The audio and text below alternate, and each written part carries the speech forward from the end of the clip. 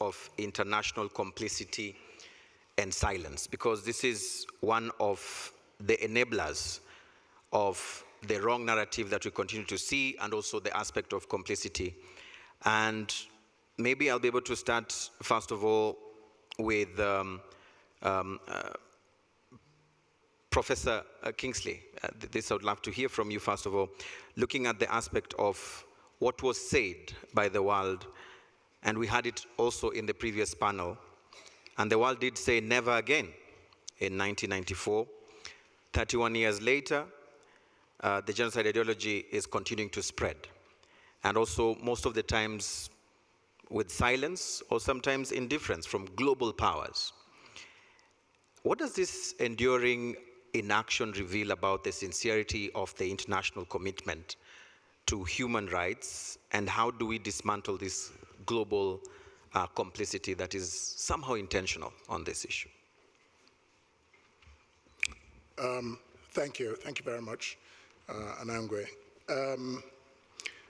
Let me begin with a personal story, if you don't mind.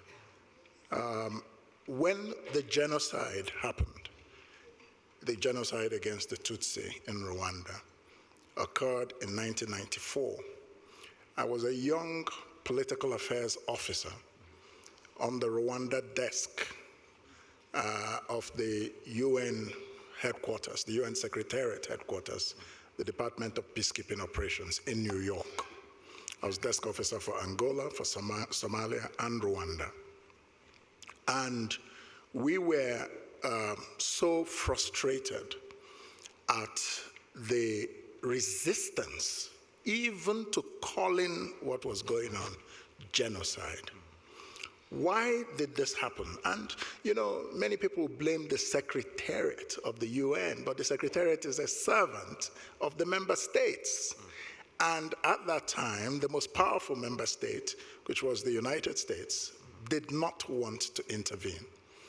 They did not want the UN to intervene, and they stopped the UN from intervening in a muscular way. We had UNAMER, but, you know, there were a few countries that had the courage, of which my country, Nigeria, was one of them, in the Security Council, to call, you know, a spade and say what was going on was genocide. Nigeria stood up to do so. Karel Kovanda of Czech Republic, I believe, and Keaton of Australia. It's a long time ago, but I remember these three. So the first thing we have to understand is that the interests of powerful states are primary in their calculations. Despite genuflections to human rights and certain principles in international affairs, but national self-interest. And at that time, after what happened in Somalia, where the Americans, you know, were killed, and America just didn't want to intervene again, you know, in Africa. So the first thing is that national interest is what drives the international response. And we see it even now. Now, after that happened, of course, everybody rallied around for the creation of the International Tribunal, which was a secondary response. Having failed to stop or intervene in the genocide, nobody had any objection to those who were the masterminds being called to account. And so later on, I moved to Arusha, to the International Tribunal. I was a legal advisor and the spokesperson for the International Tribunal. And we received a lot of support, including from the United States, to bring to account the high-ranking architects of the genocide. I remember the trial of Bagosora Theonest, who was, by all accounts, the leading conspirator of the genocide. I remember the trial of Jean Kambanda. We remember the trial of Akayesu, the mayor, and so on and so forth. So, and now we see the same thing playing out in the conflict in the neighboring state. What is happening is that, again, interests, this time I would say commercial interests, are driving the response or the non-response.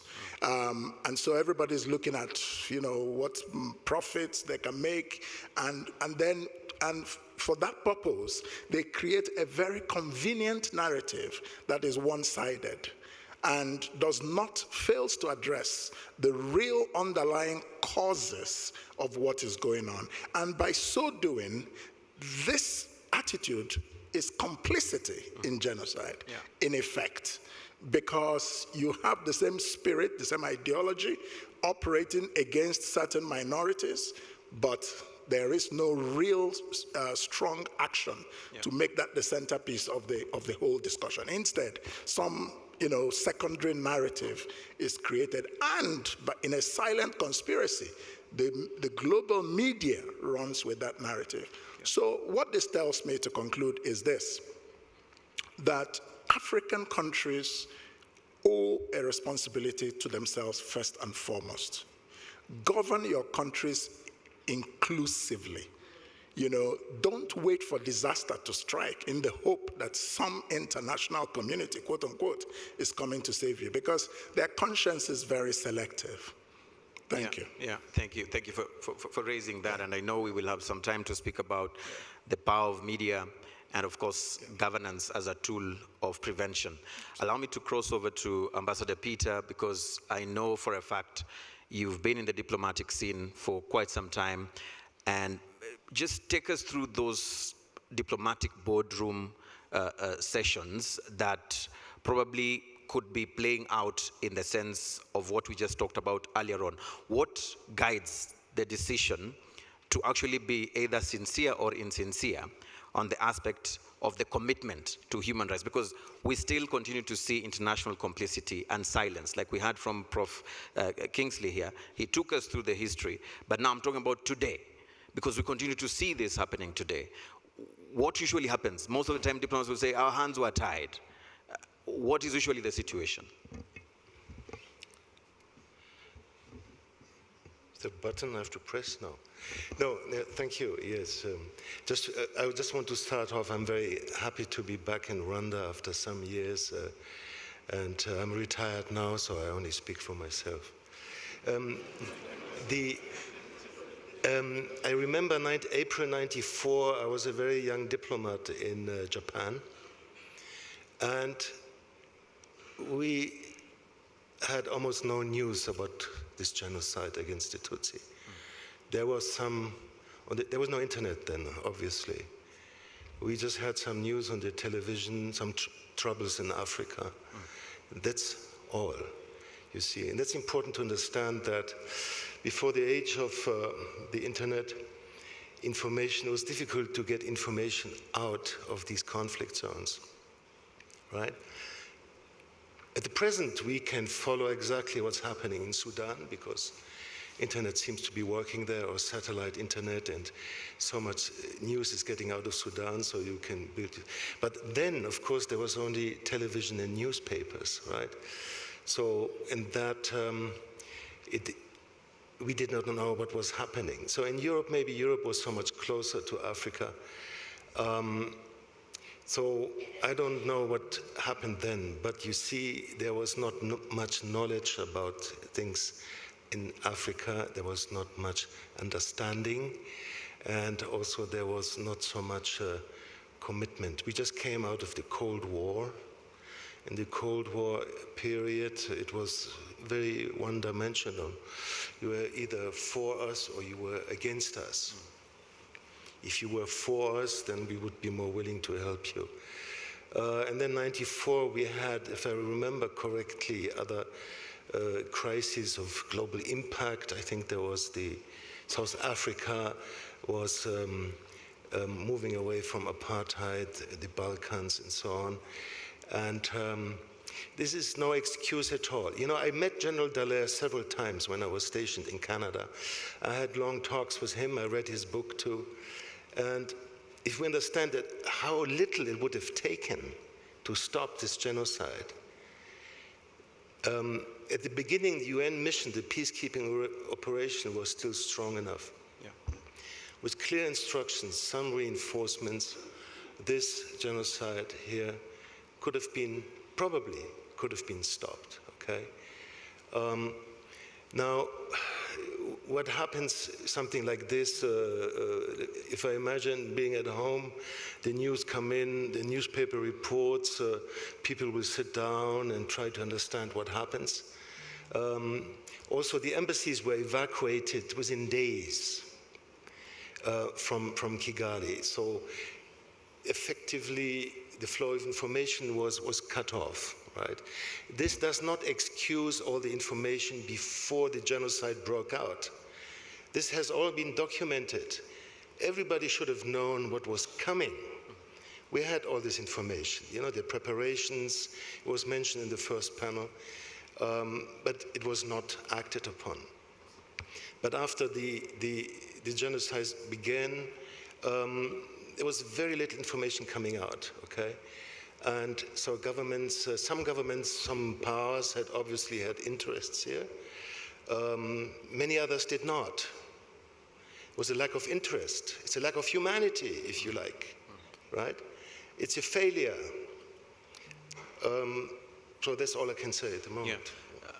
Yeah. I'm keen to hear what is stopping the world and all of us from stopping a similar genocide in just neighboring DRC, yet all the signs are ripe, and we're talking about never again. And this is where I bring you, Eba, from your thoughts in terms of international silence in that particular sense.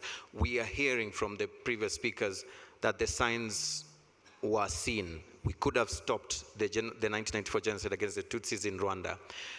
We have a chance now to stop any of that from happening, and we heard from the previous panel of even how everything that happened here in 1994, genocide against the Tutsis, is what is happening in even neighboring DRC, but it is not being stopped. What is it that it makes it very difficult from an international perspective, multilateral perspective, in stopping and nipping it in the bud sooner than later? This is what I'm trying to understand here. I think we all, oops, sorry. Hello? Yeah. Sorry. I think we're all trying to understand that, but I think what we must accept is that, and I'm going to introduce something else, that we are currently sitting or living a global geopolitical era that, for all intents and purposes, has shown us the shortcomings of multilateralism. You might even want to say that multilateralism is sort of the landscape against which the global north exercises competition over us, the Africans, and then also the retreat or the complete disregard of what we all think are accepted global norms of international rules, whatever those might mean, and international justice. When you see, and as we speak today, and I think if we place ourselves in a global context today as to why there is so much silence, then we should probably ask ourselves, how is it possible that a multilateral international system of international order has been completely incapable of stopping the destruction of a people in Palestine for the past 18 months? You can draw the parallels as you will with 1994 and what is happening now. But I think we are living in a world today, 31 years after the genocide against the Tutsi here in Rwanda, where the circle, terrifyingly, is coming full circle. So I think we're asking the wrong questions. I think we should not be asking the why the silence. It's so deafening that the silence in itself is a vocabulary that is extremely eloquent. I think we know the language of silence. We understand it. We should be able to answer it as it is talking to us. I don't think that hearkening to rules or an accepted understanding of who we are as humans is the answer. And I was speaking to Dr. Alex just now that I think that we underestimate the power of shame. And I'm not talking about the shame of victims. It's the shame of those who knowingly compromise on their humanity or their sense of fairness. And when confronted with that absence or that lapse in their sense of fairness or their sense of humanity, rather than want to redeem themselves, shame makes people double down. Not only just double down, shame makes you angry when you are constantly confronted with that lapse of humanity. And I think this is what we are seeing today, partly. Thank you. But while you still have the mic, I think for institutions like the African Union, for instance, which I know you played a role as the spokesperson of the former African Union Commission chair. These institutions are often seen as too cautious, even when clear signs of danger are actually all out there for all of us to see. How can such institutions, transform themselves into more courageous? We're looking about proactive forces that can be able to defend truths, regardless of, how bad it pinches or which side it pinches. And of course, move with urgency as opposed to just sovereignty, which I always see when you talk about such multilateral institutions like AU. You're absolutely right. And I think Professor Kingsley said it quite succinctly. He said, intergovernmental organizations, of which the African Union is one, are a microcosm of their national governments. And they are not run by their secretariats or the commission per se. The African Union highest decision-making body is its assembly, which are the heads of states. And then you've got the commission, which is supposed to be its executive body. And you're absolutely right. I think the African Union is a very unique intergovernmental organization. And I think it was at the time, in 1994, tried. But again, it's also an intergovernmental organization with an ambition so vast and so bold that, however it structures, I think the African Union has ambitions of a supranational nature, but we are an intergovernmental organization. I know it sounds, I could explain that, but I think this is not the forum for it. But however, it is an extremely important qualification to make. I'm not making excuses for it at all. But the African Union is also a conglomeration of regional bodies, whether it be the Southern African Development Community, which is SADC, the East African Community, ECOWAS in the West, and UMA, which not many people know of, in the North. And, when you want to go through, and I don't want to take up too much of your time, is that SADC was already, the Southern African Development Community was already in existence by then, but I think in 1994, it was also the year of independence, of freedom for South Africa. You had so many overlapping issues. And again, it's very difficult to understand how to give power to organizations which are led by men, for the most part, and who lead governments. The African Union is many, many countries. Why did the many, many countries not come out to come and, sort of lead the charge for and with Rwanda at the time? So the African Union is sort of a homogeneous sort of blob, but there are countries with names and neighborhoods which are close to this area which is called Rwanda. So I'd put it that way.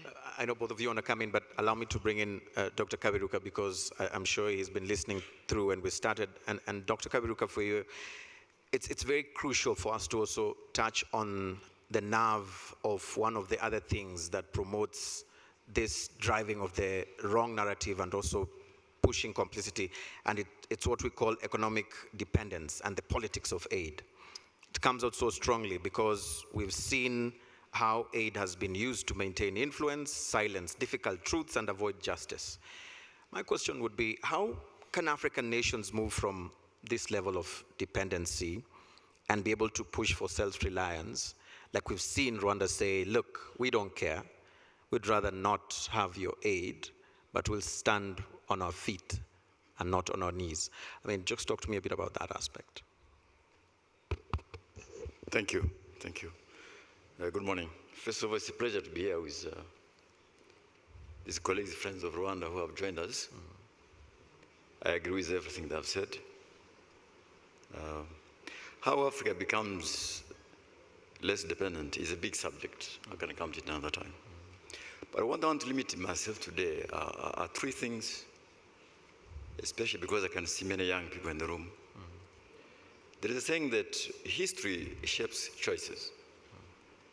And the history of Rwanda has shaped the choices. And the problem I think Rwanda has had with the international community, not simply in 1994, even thereafter, is that sometimes the international community, or what you call the international community, has no humility not to accept those choices, but to live with them. And so it causes permanent conflict. And I'll give you two examples, just for the benefit of the young people in this room.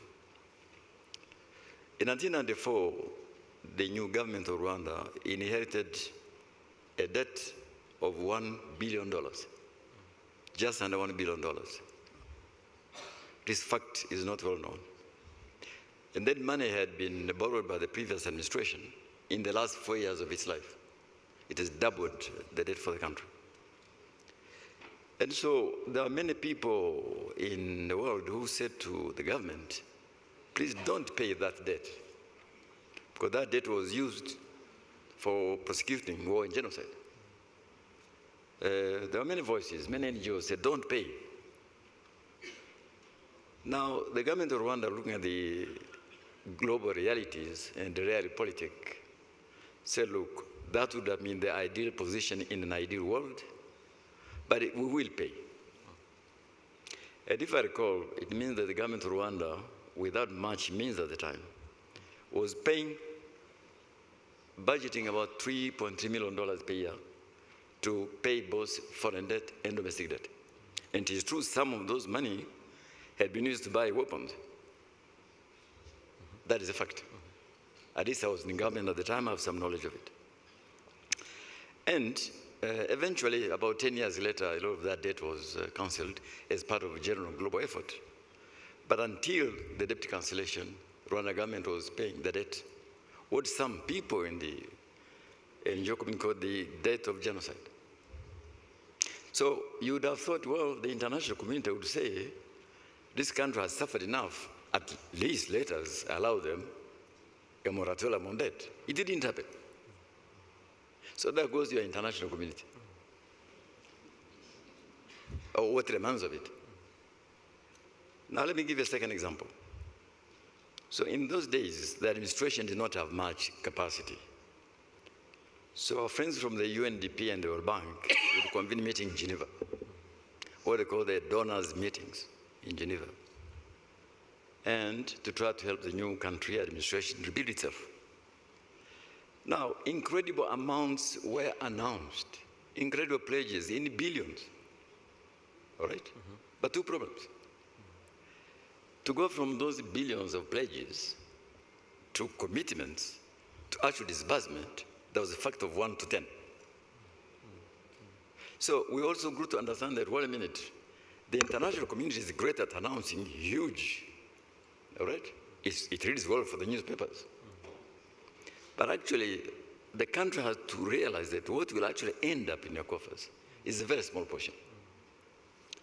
But there was even a bigger problem, is that those pledges came with conditions which were extremely insensitive of what happened in the country. I'll give you just two.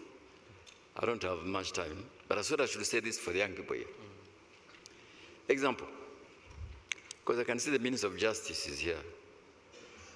At the time, the prisons of Rwanda were full of genocide suspects, because there was simply not enough space for all these people.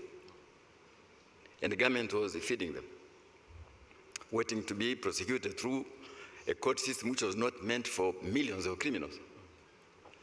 And one of the conditions which were being given in these pledges was release those prisoners. Can you imagine? Or judge them. They knew very well there's no country in the world that had the capacity to prosecute and judge millions of suspects in these conditions. But they were saying, we'll give you money if you do this. Now, I'm going to say something which is not well known here. Sometimes you have to say things which... there was only one European minister, God bless him. He was from Netherlands. His name was Jan Pronk. Jan Pronk. I asked the Minister of Justice to check and confirm if I'm wrong. He came to see us and he said, look, what the international community is asking you to do is unreasonable. But we want you to get the funding, so can I help you? And he said, I was in that meeting, he said, I've got about $100 million for macroeconomic support. Would you allow us to take some of that money, build a prison in Rwanda to help you deal with this problem so at least you can get... So Minister of Justice checked for me. I think the government then really, I mean, given the circumstances, agreed. So the prison was built, I think, somewhere in the southern province. Am I right? Yes. And but it is being used also for some of these guys who have been trying to rush. Those were the contradictions in the international. So I said history shapes choices, and I'm ready, if you give me more time later, I can tell you the kind of choices which were shaped by that understanding. But I just give you one. One choice the government of Rwanda subsequent over years was an acute clarity and resolute defense of its national interest. Now, a country in Africa which agrees to say, I will defend my national interest, whether it is domestic policy, social political choices, foreign policy, security policy, will always come into clash with the international community. Correct. Yeah. Because you are defining your national interest. In a way, they are not used to. And I end by telling you, I can articulate later what I mean by this. Yes, you can. Yes. But at the time Rwanda was getting on its feet, I want you to remember, Somalia was in chaos. Liberia was in chaos. Sierra Leone was in chaos. Angola was in chaos. And I can't think of many other countries. Some of those countries are still, frankly, a long, long way. But Rwanda, by making these choices I've just made, was able to make headway. It does not go down very well with the international community because what you call the international community like you to address your problems their way. So when you have countries who say, no, I've made my choices, I defend my national interest, this is how they are, whether it is domestic policy, foreign policy, security policy, social choices, you come into clash with the international community, and that is it should be. But I'm happy to explain later what I mean by this, but I just want to end by saying that my colleagues have articulated what happened in 1994. That has continued over the years. So if you ask me about what's happening in the great neighborhood here, what amazes me, what really amazes me, is how countries so far away can pretend to have solutions for people in the region. You'd have thought they would be humble enough to say, look, we don't know enough. Let us lead from the back. Let us ask, what do you want us to do to help you? No, they would jump to give you solutions from the front line. And is there any surprise that those things don't work? You can use threats, you can use all kind of international condemnations. But when you do that, two things happen. You become irrelevant to the solution, and you become a complication to the problem. This all happens. Yeah, yeah. Thank you. We'll come back to hear more on that. I saw, Prof. Kingsley, you were raising your hand. You wanted to step in on this. I'll back up what Donald is saying, but I wanted to go back to history a little bit, again, to refresh because of the young people here. Yeah. In 1994, many of us do not know or do not remember that Rwanda, the government that conducted the genocide against the Tutsi, was a rotating member of the UN Security Council. We often forget this. And so in the council, when I would go for meetings of the council as a political officer on behalf of the peacekeeping department to cover the meetings, the ambassador of Rwanda at the time in the council was saying, of course, there is no genocide going on. And many countries, part of the complicity was that many countries used that as a cover. Well, the ambassador of the country is denying this. We respect member states. So what are we to do? Meanwhile, then you had Nigeria, Czech Republic, and all of arguing against the ambassador of Rwanda about what was happening in Rwanda. Yeah. So this is just one historical piece I wanted to mention. The other thing I wanted to mention is that when the trials began, like I said, everybody agreed that there would be war crimes, genocide trials, crimes against humanity, war crimes, all of that. But we found that at the end of the day, the lives of the victims of the genocide were discounted by the so-called international community. They were very focused on war crimes trials in the former Yugoslavia. And all they wanted to do was to paint a negative image of the International Tribunal for Rwanda. Meanwhile, as far as international law was concerned, we were doing a lot more of the heavy lifting. We were dealing with genocide. Yeah. And so I, as the spokesperson, had to work very hard to change this narrative, bringing up the importance of what happened in Rwanda and why the search for justice was also important. Yeah. Then, to conclude, let me just back up what Donald said. You see, the fundamental mistake African countries make is to continue to put their faith in some so-called international community. It's an aspirational phrase. The reality of life is that there is an anarchical international society of states. Each one is pursuing their own interests.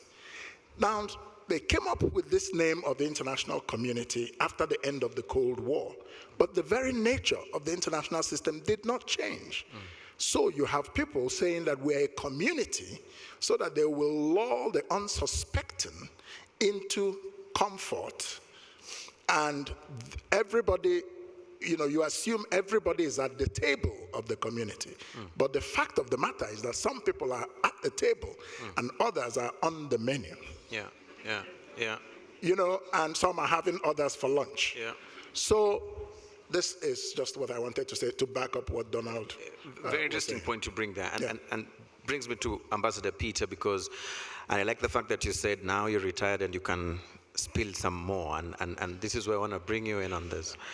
The architecture of aid, because maybe we've been having misconceptions or perceiving it differently from the outside. It's always been seen as a tool to actually hide or to silence the difficult truths. I'd like to hear your thoughts. I mean, just again, if you allow, take us to the boardrooms, those meetings where you're now planning this. I mean, right, but just let me take up what you said, your criticism of multilateralism. Indeed, multilateralism is struggling and dysfunctional sometimes. Also remember the genocide in Cambodia, 1975. 4 years until the neighboring country, Vietnam, intervened and stopped the genocide. I absolutely agree with that. But the global rules-based order is the only one we have, and we need to reform it, we need to improve it. And one point how we can improve it is to add in its task priorities genocide prevention, to enshrine it even more firmly as one of the priority tasks of the United Nations and other international institutions. Another point I wanted to make about the crisis here in the region. When I look at my own country, well, diplomats know everything anyway, right? They're well informed, okay? But the general public, there's hardly any information about what's happening in the Kivus, in the normal media. You have to look for it. You can find it, yes. But then it's not in our language, it's in French or English. I think this plays a very important role. I don't know how we can improve on that. Because the brutal truth is that our politicians, or maybe any politicians, will only act if they're pushed. Out of own incentive, they have their plate full of tasks and things to do. There where there's pressure, they will act on, right? So this would mean how can we transport information, the truth and the facts about what is happening, for example, in the Kivus, into, for example, my country, and to have it more widely known, and because this will create on politicians. Now, talking about aid, I read Dambusa Moyo's book, Dead Aid, and I loved it. And I remember, I don't know if I remember correctly, but I remember 2012 or 2013, President Kagame said, we want to end aid. Aid is not permanent. It's something to get you started, you know, and to accompany you, but it's not a permanent thing. And I always remember that, how he said that, and that's absolutely true. And what you said is right. Don't depend on others. If you're in trouble, you need to be autonomous. You need to be able to protect yourself. That is one of the lessons when we look at human history, right? Who can you depend on to invest hundreds of millions, billions of dollars to send down soldiers? It takes a lot of money and effort to do something, to intervene. You must be able to help yourself. And then maybe you can look at your friends and ask them to assist you in this. Yeah. The problem is, of course, with the genocides, usually it's the state against its own citizens. So that's the problem, right? And if this is happening in your neighboring country, what is your moral obligation when you look across the border into your neighboring country and you see people being massacred? Maybe even people of your own national or ethnic group, right? What should you do then? Of course, the first thing would be to rely on the international community. But what if nothing happens? Are you just supposed to wait and watch these people getting killed? That's, I don't think that's a real option. So, yeah.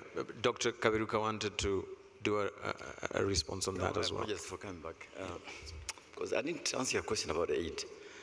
I would urge that we don't waste too much time on this for 3 reasons.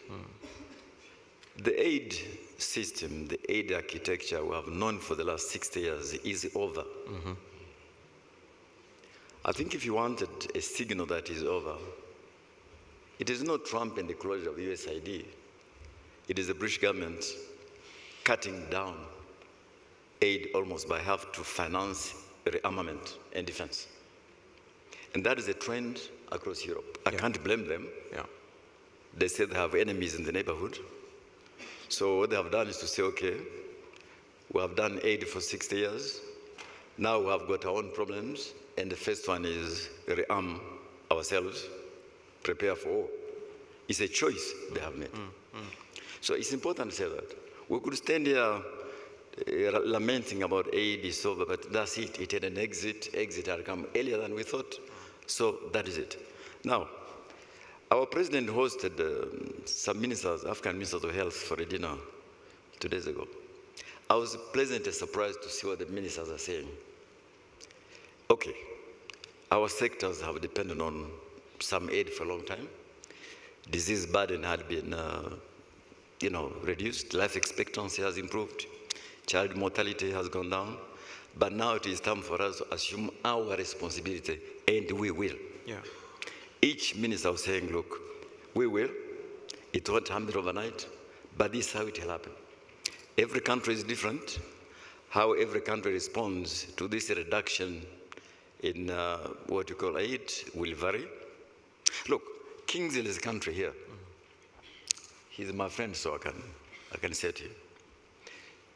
They collect 7% of revenue to GDP.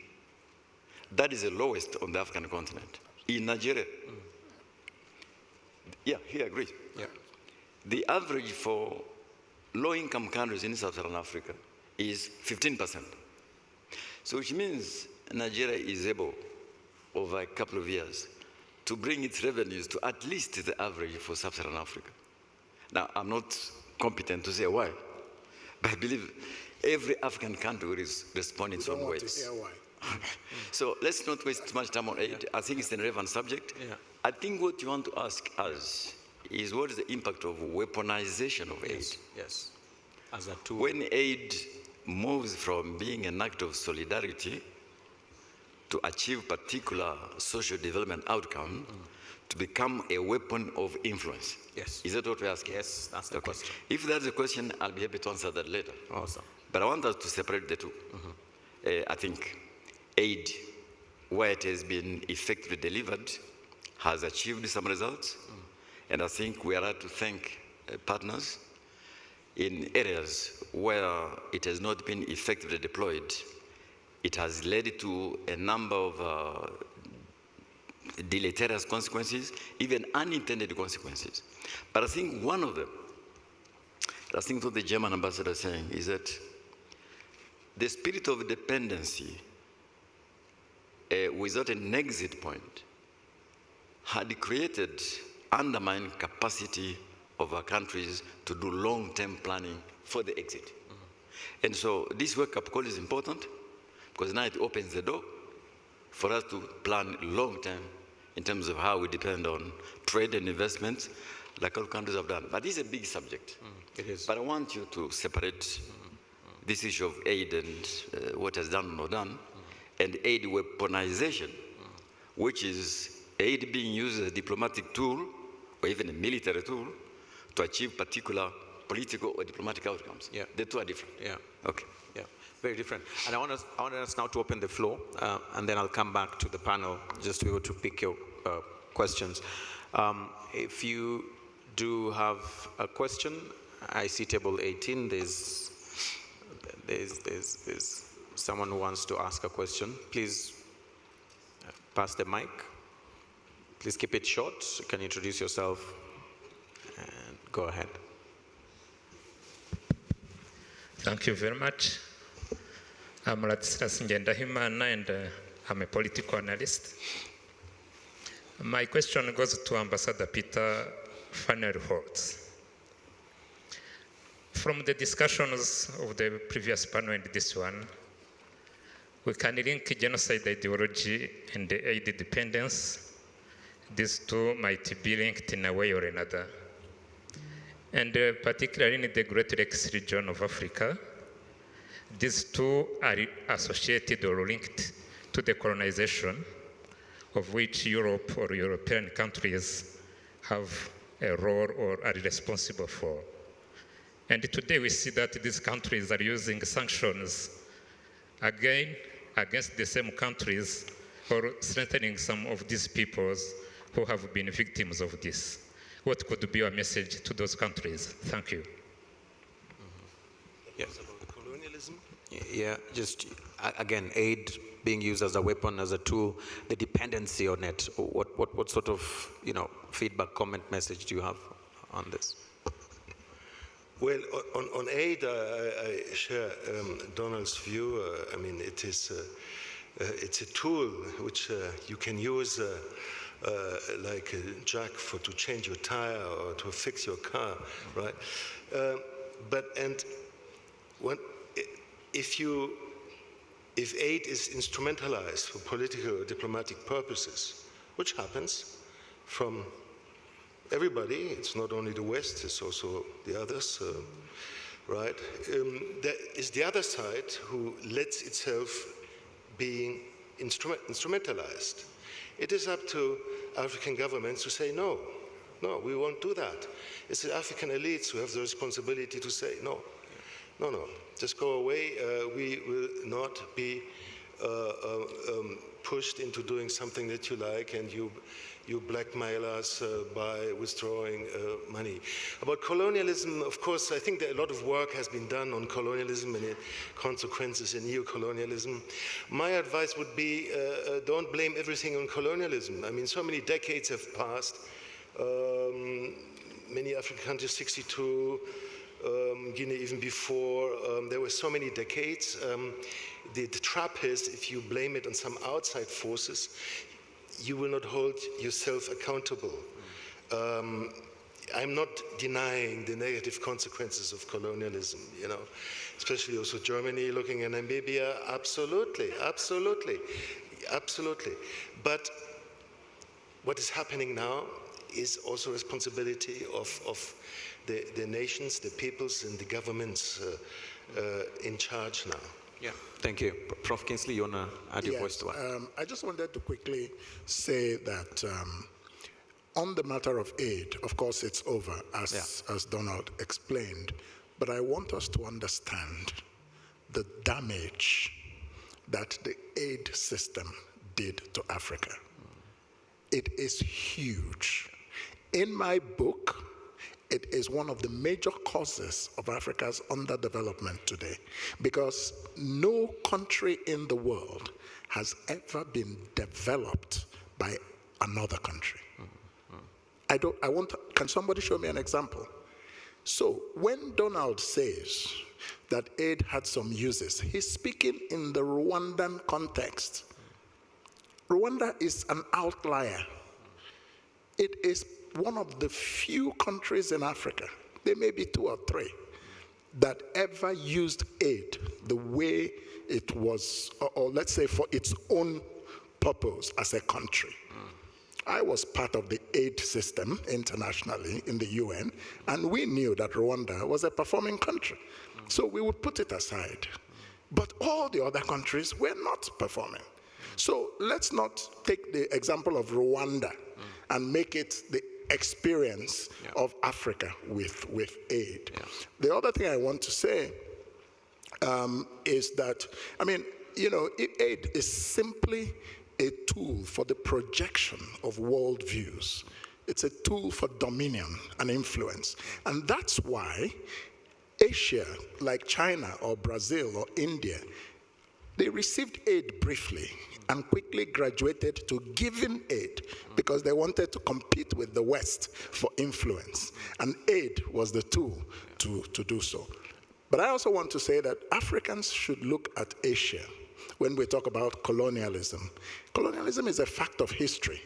And we know that it played a very important role in genocide ideology, especially in this country. Even in my own country, colonialism also played a major role in some of the ethnic conflicts and wars. The Civil War of 1967 to 1970, 3 million people dead. Unlike Rwanda, all the people, leaders so-called, want to brush it under the carpet. Nobody wants to confront it, and so there's no healing, and that's a lesson that can be learned from Kwibuka, I think, about the power of memory, remembrance, and healing. But we should not blame. Asia has moved ahead, despite having been colonized, and Africa should stop giving excuses with colonialism. Yeah. Now, that's not to say that we take away from its role in some peculiar circumstances, especially as we're discussing genocide. There was a very powerful role there. Yeah, thank you for bringing that up. Yeah. I want to give a chance, table 27, just for purposes of regional balance. Let's cross to this side. Yes.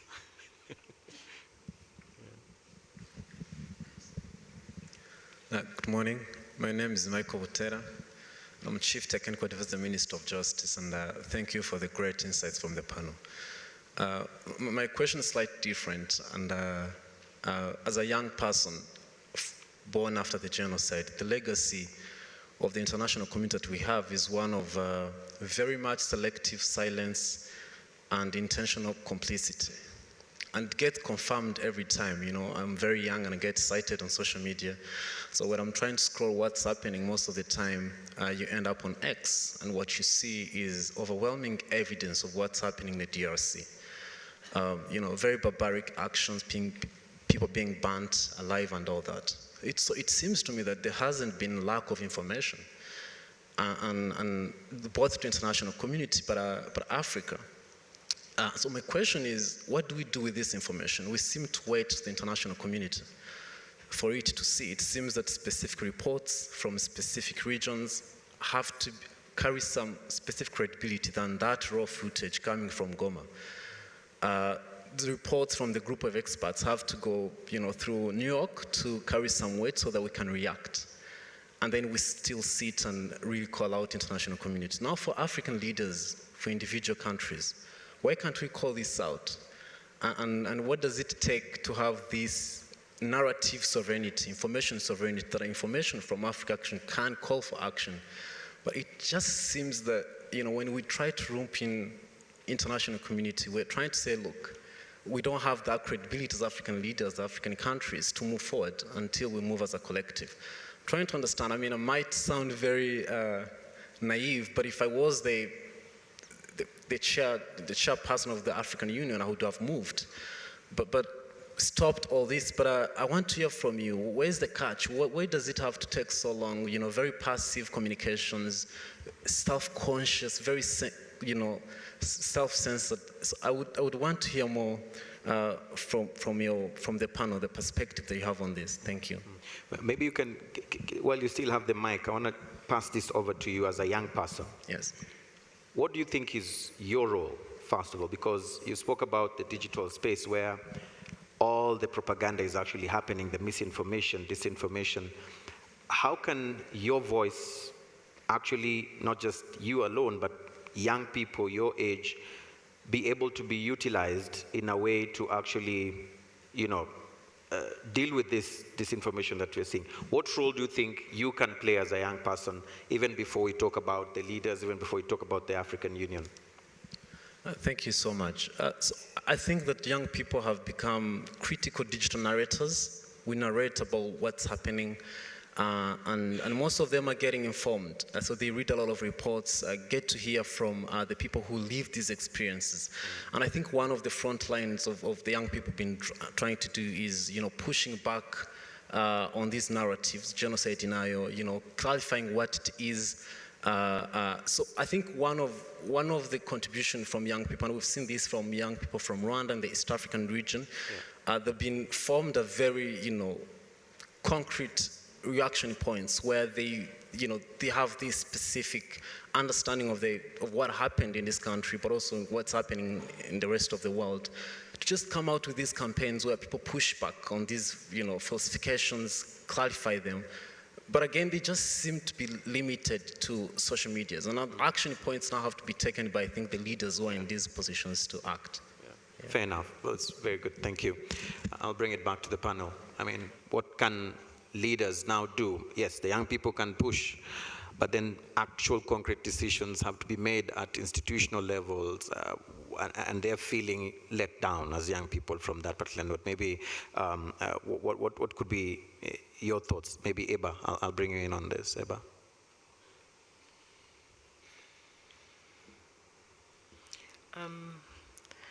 I imagine this is working. The issue of political leadership is central to all of this, and it is also central to what we should be talking about, how it is that some countries or some leaders and some political systems,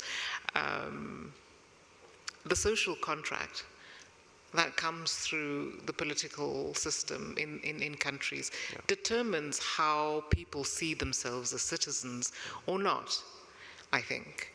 And when you have political systems where there is a concerted effort to exclude some citizens through the differentiation or the hierarchy, or making a hierarchy around who is a citizen, or who is a better citizen, I think that informs how people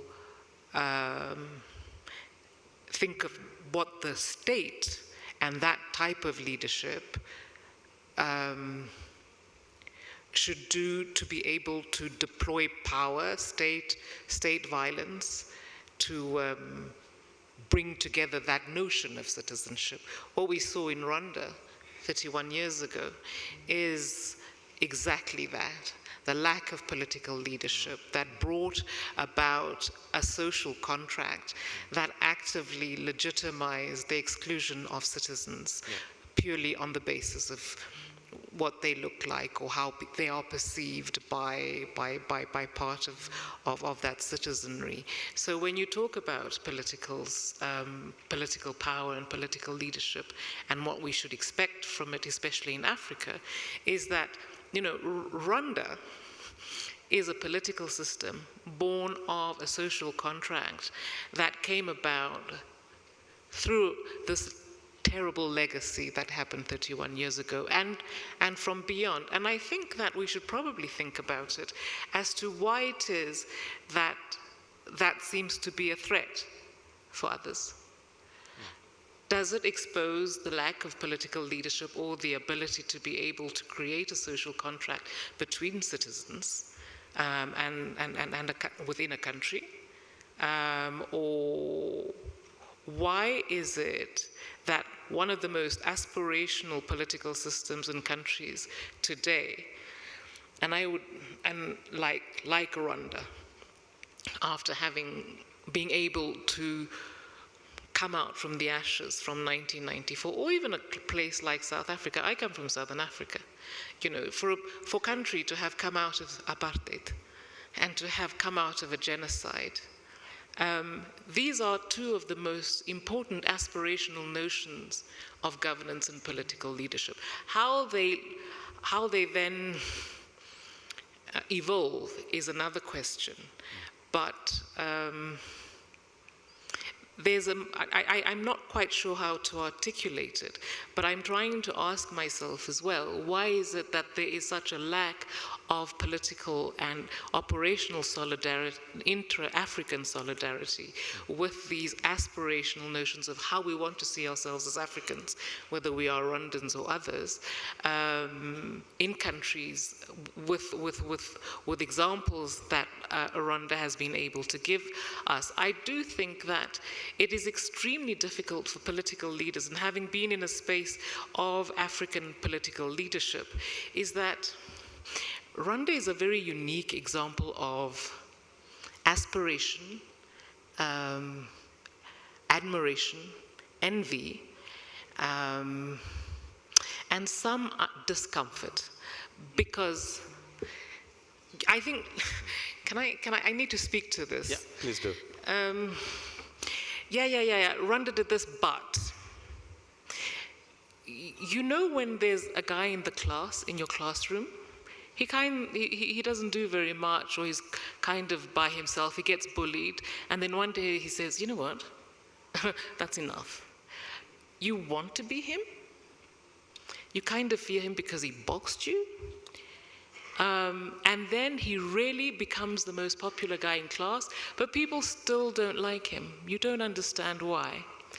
I think we carry within us as Africans our own wounds of unattained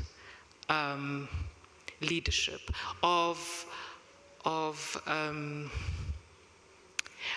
it's very difficult for leaders to come together and say, so what did you do to get where you are? And because, again, and I'm going to go left ways, power on our continent is very male. And male power seems to depend a lot on what it considers virile, and it doesn't ask for help. I think we need to ask each other for help. And Rwanda has done so much. When you say remember, unite, and renew, you can only renew if you remember. If you have the capacity through remembering to unite and then renew, some of us who kept silent, or who did nothing, or who did too little, this is where I was coming through from shame. Don't underestimate the power of shame, which hinders us and constrains us to come and ask real questions, to come together to be able to solve common questions. Why is it that Africans will come together to fight each other rather than to accept and acknowledge, or at least accept that maybe the enemy is not ourselves, and that maybe we should look to other things where the enemy is. I don't know where I went with that, but Thank I hope you. I helped. Thank you, Eba. Thank you so much. And before I go to table 16, I saw a hand there. Professor Kingsley, your work is really well cut out at the African School of Governance. If we hear what Eba is saying, and I wanted to understand in terms of how governance in itself can be used as a tool that is long-term for prevention of genocide negationism and even perpetration of genocide. What's in the pipeline for you in that sense, and how would you respond to that question? Yeah, it's very fundamental to the vision behind the African School of Governance, which is a new graduate school of public policy that was co-founded by His Excellency President Paul Kagame and His Excellency Haile Mariam Desalegn, the former Prime Minister of Ethiopia. And I was appointed the inaugural President and Vice Chancellor in October. What do we intend to do? We intend to be a game changer regarding governance in Africa. And here's how we're going to do it. The problem, we all agree, and the co-founders agreed, that Africa's fundamental problem is governance deficit. So how do you address the governance deficit? You address it by governance education for as many Africans as possible. One, to create a pipeline of future leaders, while you're also catering to the current leaders using executive education, short courses. They don't have 2 years to come and spend in a master's program, which we will have for young mid-career professionals. So we intend to educate a new generation of Africans, not just with the knowledge, not just with the skills, but more importantly, with the mindset for transformative governance. And transformative governance includes governing for results. And that means you must have stability. And how do you have stability? You must have inclusion, inclusive governance. We will teach in the African School of Governance that a fundamental problem of state formation in Africa is the artificial boundaries that colonialism created, lumping ethnic nations in different countries. And that this must be addressed as a foundational starting point in governance in Africa. African states are not nation states. They're countries, but they're not nations. So you can't make progress if you don't build a nation, such as Rwanda is trying to do after the genocide. But I want to say something that is also very practical. We will also teach that it is important to avoid exchanging one hegemony for another. In many countries, we have this. In my country, for example, you have, let me go back to Switzerland, for example. Switzerland is a multi-ethnic nation. And they have recognized this by creating a rotational presidency among all the 26 cantons. In Nigeria, for example, this debate has raged for years. Should we have a rotational presidency? And so what we have had is that one representative of an ethnic group comes to power and sees it as their turn for their own hegemony. And they will do it for 8 years, and another group will come. Instead of actually beginning the healing process, the nation building process, they just go to the lowest common denominator. It's our turn. So we will teach in the African School of Governance that we must go beyond this and actually begin to build nations with effective governance, efficient governance, with a social contract that caters to all citizens, with leadership example, the inspiration of a leader who governs in a certain way is very strong. And I think Rwanda does provide a good example of that. And so, I know, I don't want to crack this joke here, but I know some people who met the president, some people from my country who met the president of Rwanda somewhere and went up to him and said, please, can you come and be the president of Nigeria?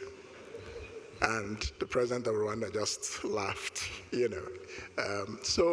But the point I'm trying to make is that you have leadership, which is that vision, then you must translate it with governance that has the skills and has the mindset, purpose-driven.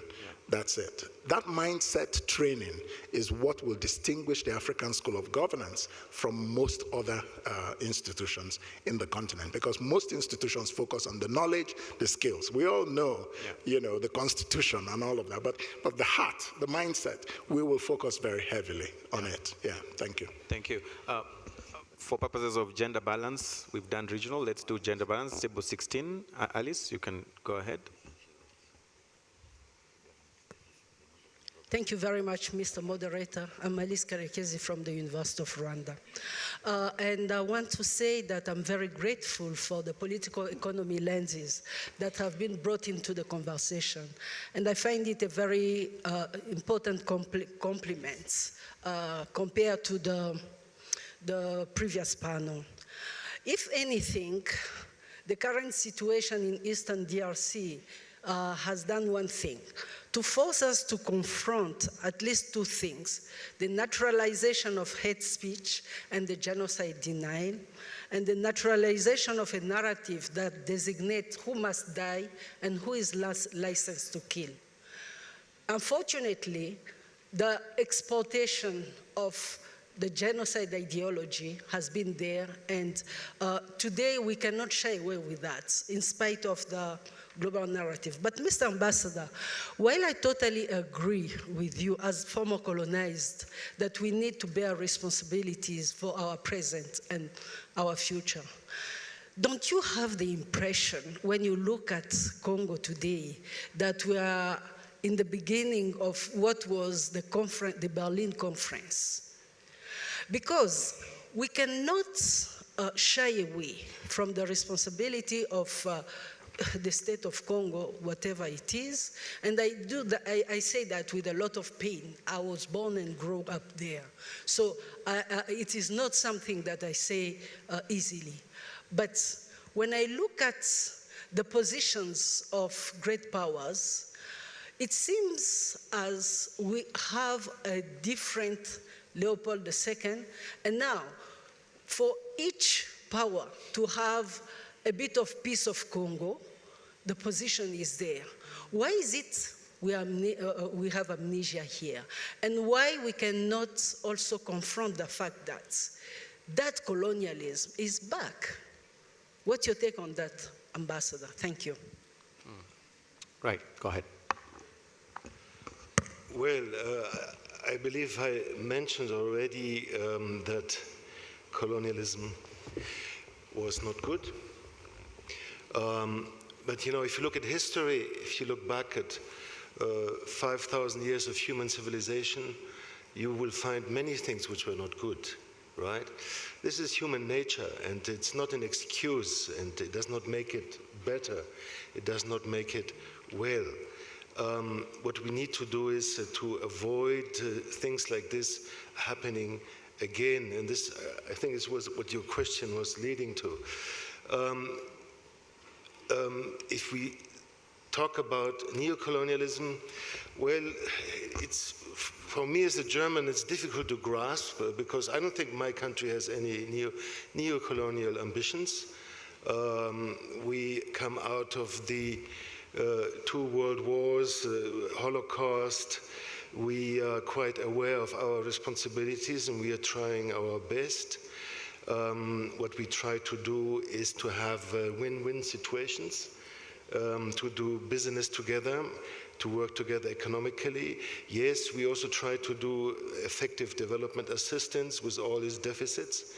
But what I'm afraid of is that we are now moving into a new period of confrontation of global powers. We came out of the Cold War in 1990, and then we had 3 decades, and when some people even postulated the end of history, but the history never ends, you see. And now we have challenges, and we must be very careful to navigate this. We don't want to go back to a situation where we look at another country, another continents, and we value them if they're for us or they're against us. Are they now more for the others, or are they more for us? This is something that we need to avoid, but we can only avoid this if we renovate the rules-based international order, because there's no alternative. If we drop this, if this multilateralist system weakens or disappears, we will be back to where we were in the 19th century, basically, simplistically, right? So we need to work harder on international cooperation to improve the multilateral system, the global institutions, United Nations, African Union, other continental organizations and regional organizations, and to give them more, even maybe more powers, right? In Europe, we ended centuries of conflicts and wars by putting aside national pride and many of our interests. We still have our interests. But if you look at the European Union, we managed to create a space of peace and prosperity in a sustainable way. So I'm not saying that this is something that can be applied one-to-one anywhere else in the world, but it gives us the hope that if we want to, we can achieve this. We can achieve regional or even continental peace and stability and prosperity if the people and the leaders want to. It's possible. Who would have thought 100 years ago what Europe could achieve to do? It was inconceivable. We had fascism, we had communism, we were killing each other, we had genocides ongoing, that we overcame this. Where we had to go through hell to finally understand that we need to do it better. Maybe that's a human weakness. We have to experience the worst before we really understand that we have to improve our performance. So this is a note of hope. If we want to, we can do this. Yeah, all right. Thank you.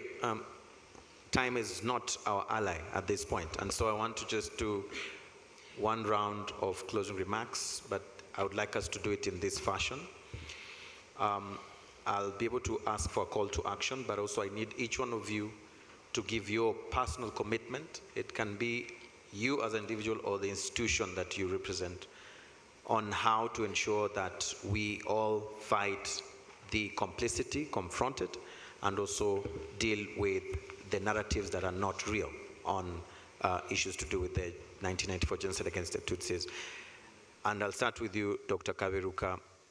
If you could recommend one urgent, concrete action to stop the spread of genocide ideology, whether at a policy level, education, diplomacy, or leadership, what would it be? And then your commitment. Okay. Let me just say a joke I was saying to a colleague here, a European colleague, no names, I don't want to embarrass you. You know, I said to this person that one of the heads of states on the current panel put in place by the African Union, SADC, and EAC was a young peacekeeper in Bukavu in 1962, a young lieutenant. 1962. It goes that long. That long, yeah. I also tease this person that around 1964, once the first wave of refugees from Rwanda were going to Eastern Congo, there were troubles there, including involving European mercenaries. And so some Rwandan refugees had to be evacuated by the UN to Tanzania. There might be some descendants of them in this room. That is 1964. So for me, this suggests something different. I have some disagreement with my friend Kingsley here, because I'm on the board of the School of Governance, so I should be careful what I say to him. I don't agree that Africa has no nation states. Nation states are formed. The idea that Europeans are now nation states, I don't buy either. They have gone through a long history, through the Congress of Vienna, through the Treaty of Rome, things they have done. Let alone they have caused 2 world wars, which were European wars, fought elsewhere in the world. But they've come around it by accepting the reality on the ground. So I've said to one audience here, I've forgotten, when the African Union was being formed, there is a principle there. It's called the intangibility of frontiers. However, it had conditions. It had conditions. You really cannot choose and pick people in your country, those you consider to be citizens and those you consider to be foreigners. Because every country in Africa will be torn apart. So genocide, by its definition, cannot happen unless it is enforced by the state. Yeah. Right? Yeah. Look at Armenia, look at Germany, look at Cambodia. It is the state which enforces the genocide. In this case, if there is a functioning state in this great neighbor, a functioning state, able to accept the rights of all citizens, there cannot be genocide. All right? Because the monopoly of power, the monopoly of violence is in the hands of the state. All right? If it has issues, it can ask for help from others. But you cannot really say that, I've said this once in Nairobi, that a government in Tanzania would wake up and say the Maasais of Tanzania should go back to Kenya. Or the Hausas of Nigeria should go to Nigeria. All right? Yep. Every single African country would be up. So the thing we must do at the African School of Governance, really to say, okay, what are the responsibilities of the state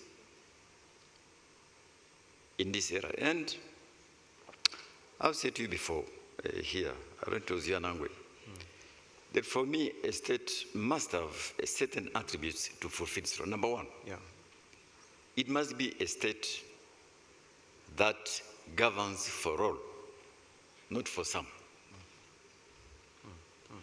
Let alone it must be a clean state, must deliver services, must be accountable. But it must be start by governing for everyone. Yeah. All religious groups, all ethnic groups, all geographies. If it doesn't do that, then we have roots of what is happening. Yeah. It's so important, I say this. Yesterday I had an argument with a friend about how did genocide happen in Cambodia? It happened because there was a group of people there, okay? Okay, pursuing a particular objective. Yeah. Okay, until they were defeated by the Vietnamese. All right? Yeah. I know the Vietnamese were attacked for going to Cambodia. It's a long story. I don't want to go there. But I just want to say genocide can only be stopped by a functioning state. If there's no functioning state, all right, and that state then facilitates genocide, that will happen. But number two, which I really want to say, because you have asked for my commitment, I was asked by the African Union some time back to help them set up a peace fund for the African Union. Yes. So I set it up. They'd asked us to find just about $5 million, but then we could leverage with the UN. We set it up. We set up governance structures. Okay? But of course, they have issues on how to utilize it. But what I find discouraging that African countries today are still dependent on foreign countries, even for simple things we should be doing.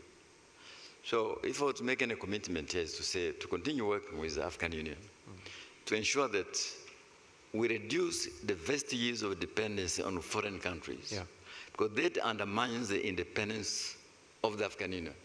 The level of interference in matters of African Union is simply amazing. At one point during our summits, you'd find the hall full of all these people from outside. And the decision has to be taken, no, this is a meeting of African heads of state.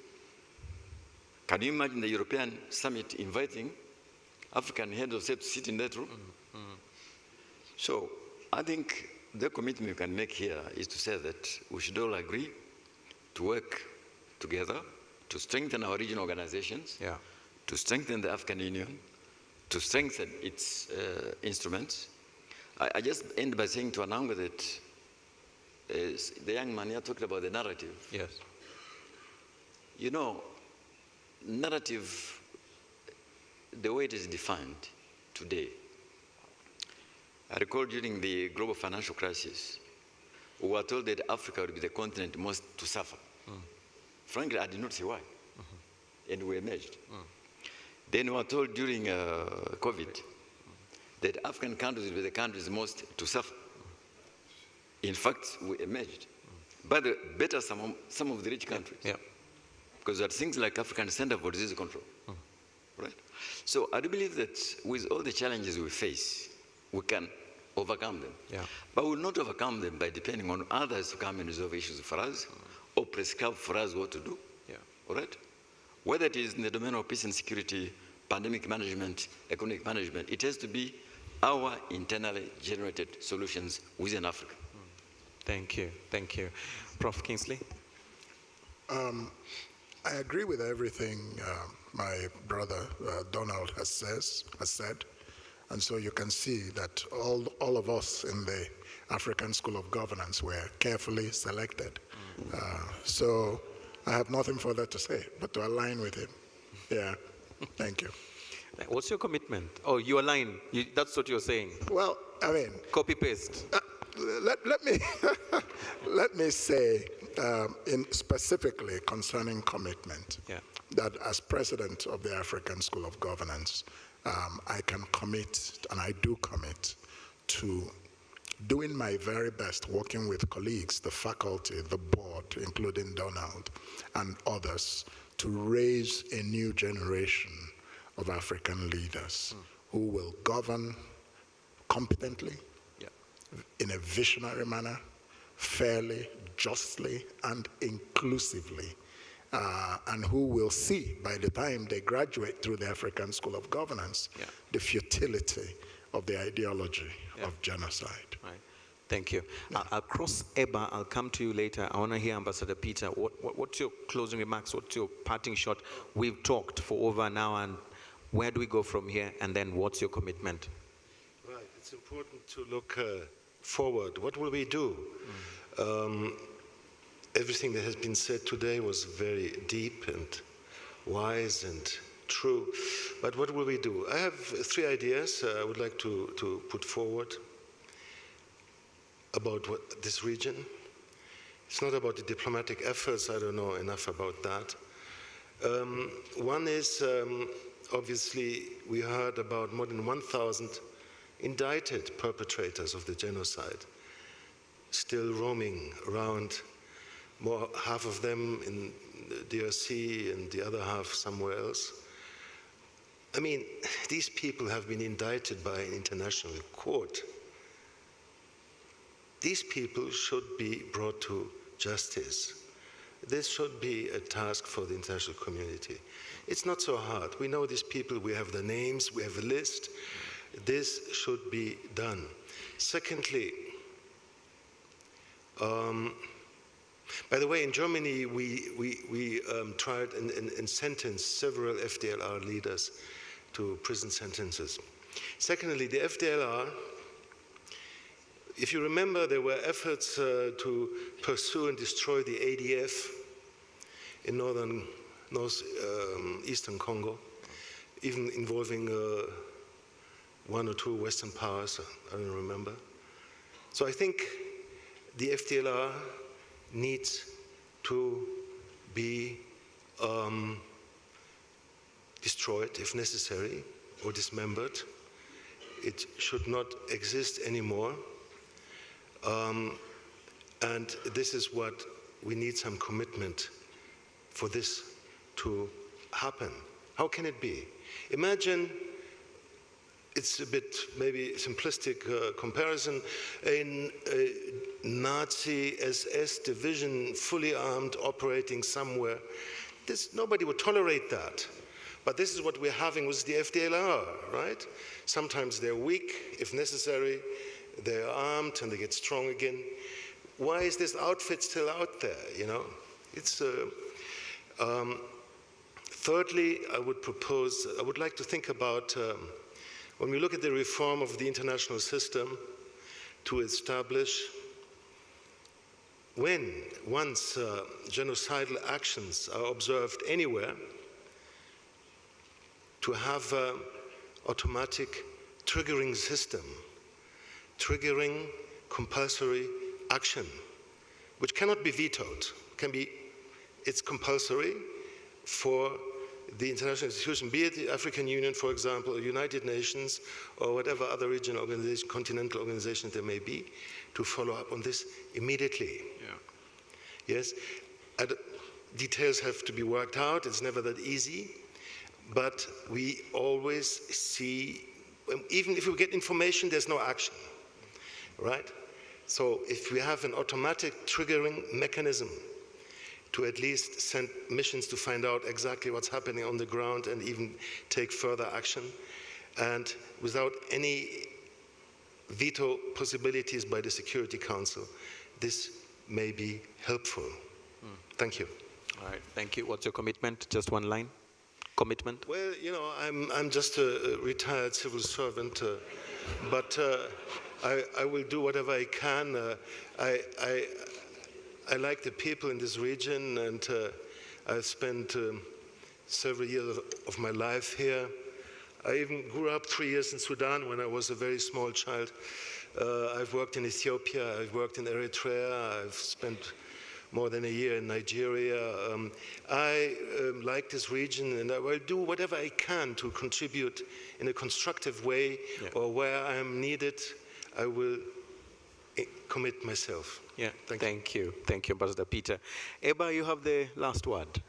What's your parting shot? If we were to remember anything from this conference, what would that be? And how do we keep the Renew, Unite, the Remember, Unite, Renew alive?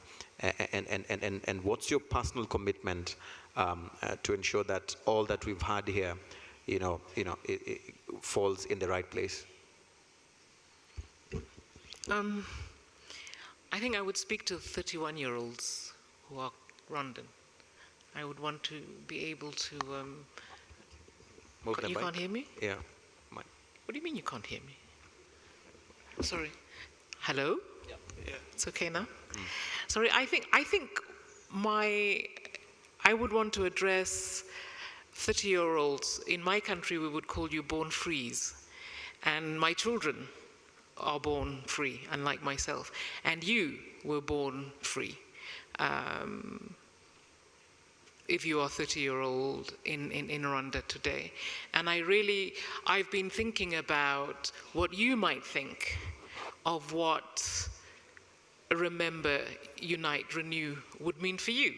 I think I would really be interested to listen to 30-year-old Rwandans today, especially knowing that this is a generation that lives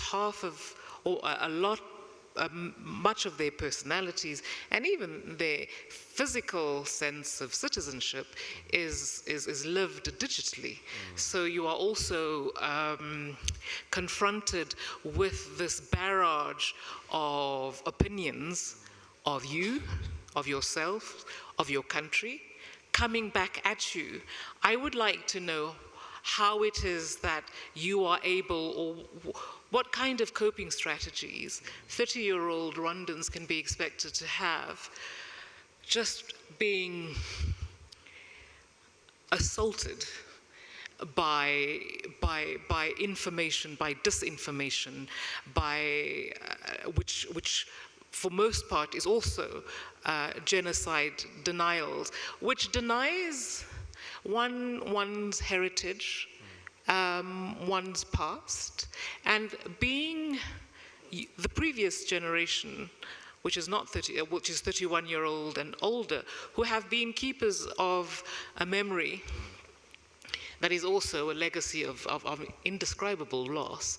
What does a 30-year-old Rwandan today take forward or define what it means to go forward from being a keeper of memory and liberate yourself to be something else?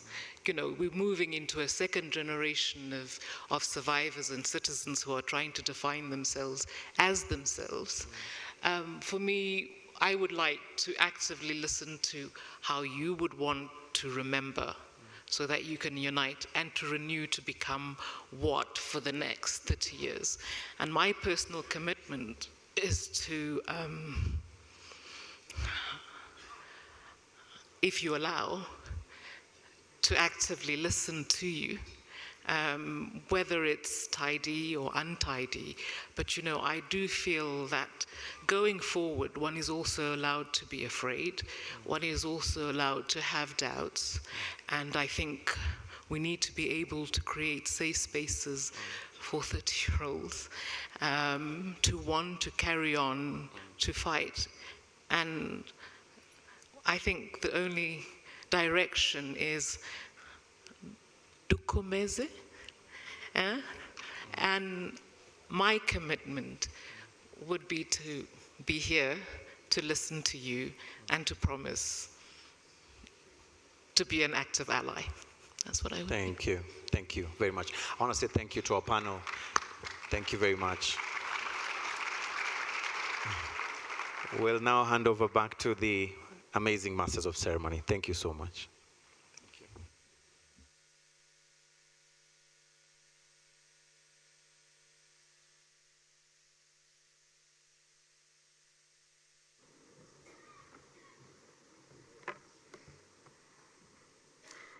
Can continue to help me thank our great moderator and our wonderful panelists.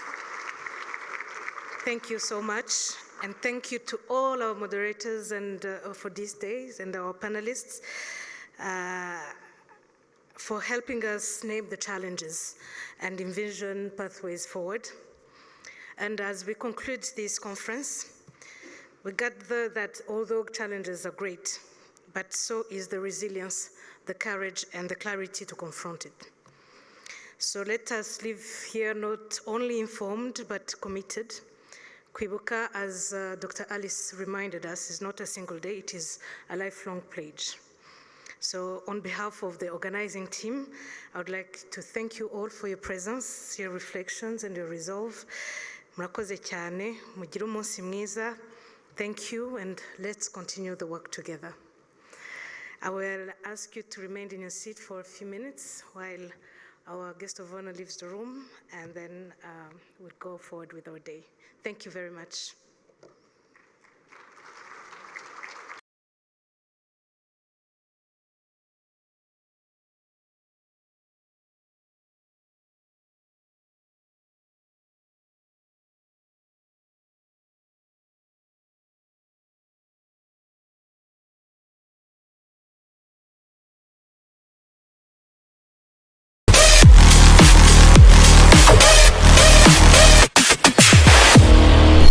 gateway to East Africa.